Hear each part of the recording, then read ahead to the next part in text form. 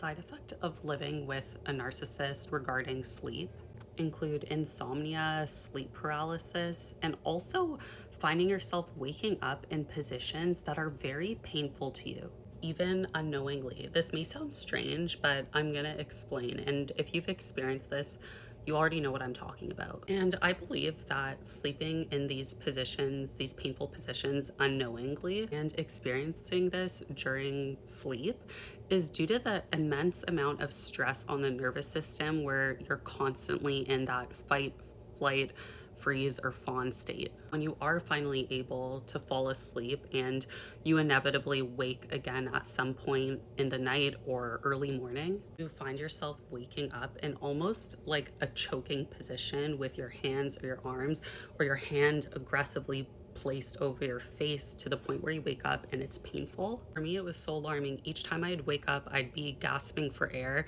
and wake up in these very strange positions when I've never had a history of like sleeping this way.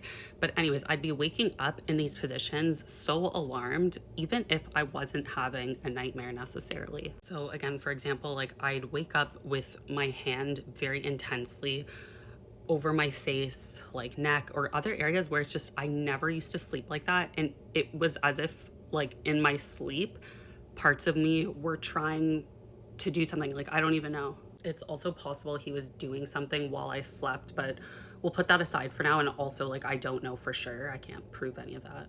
I believe that the consistent and odd and honestly scary positions I'd be waking up in was not only due to the emotional abuse within the physical realm, but also the intense spiritual impact their abuse has as well. They attempt to hijack and take over your mind, body, and soul while trying to diminish the true you and your authenticity in order to turn you into a mindless robot and follow their cult of one themselves. Even in the dream world, they are attacking you in some way. And I can tell you, after leaving and some time, I stopped waking up like that, and I stopped sleeping in positions where I'd wake up in pain and almost like it's crazy to think back on. Like, I am at a loss for words. I still have insomnia and nightmares, but I don't wake up how I used to. I no longer cover my eyes, mouth, throat, or like grip things tight in my sleep to the point I wake up in pain. I grind my teeth less in my sleep as well. I'm sharing this to say that living with a narcissist will drain and destroy you in every facet of your life, in every area, even when you're not awake.